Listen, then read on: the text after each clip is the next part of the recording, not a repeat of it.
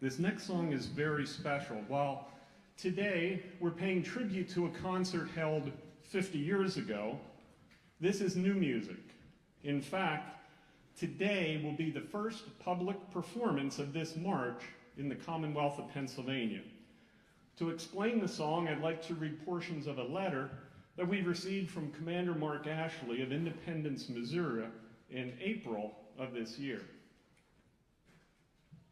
Good afternoon, he begins.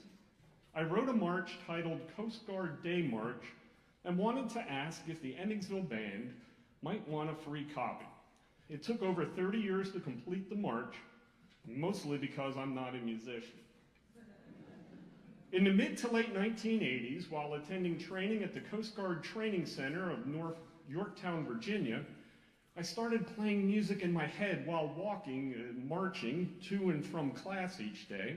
Each day, I kept adding parts until what I had called the Coast Guard Day March. Upon returning to my duty station in Charleston, South Carolina, I quickly bought a Commodore Amiga PC and deluxe music construction set software on a floppy disk in order to get it down on paper. Not being a musician, it took a couple of years hunting and pecking while trying to find the right notes and get the music on paper.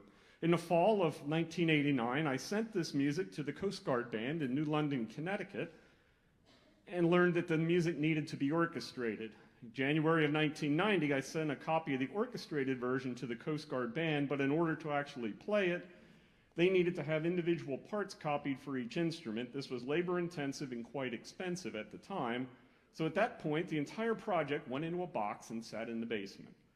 This music is intended to commemorate the Coast Guard's anniversary. The original goal was to have it ready in time for the Coast Guard bicentennial in 1990, but I found I was in over my head. Fast forward 22 years, in February, early March 2012, while looking through some boxes in the basement, I happened to find this music. By this time, computer programs were available and the process was less costly, so I went ahead and began copying the parts. Coincidentally, we learned a Coast Guard band was scheduled to perform a concert in Kansas City on April 30th. I hand-delivered the completed package to the director of the Coast Guard Band in Kansas City at their concert. Finally, I thought the project was completed, but it wasn't. In 2013, the Coast Guard Band graciously played this music at a practice session and sent me a recording of it. This was a crucial step in the evolution of the project. With the opportunity to actually hear the music played, I immediately identified several problems with tempo and verses. Not sure what to do next. The music sat around again for several years. Over 30 years since the project began, I connected with the music department at William Jewell College. We began working on it in 2021 to get the tempo and arrangement straightened out. The completed package has been sent to the Coast Guard Band with the goal that if they find the music acceptable, they will one day perform it.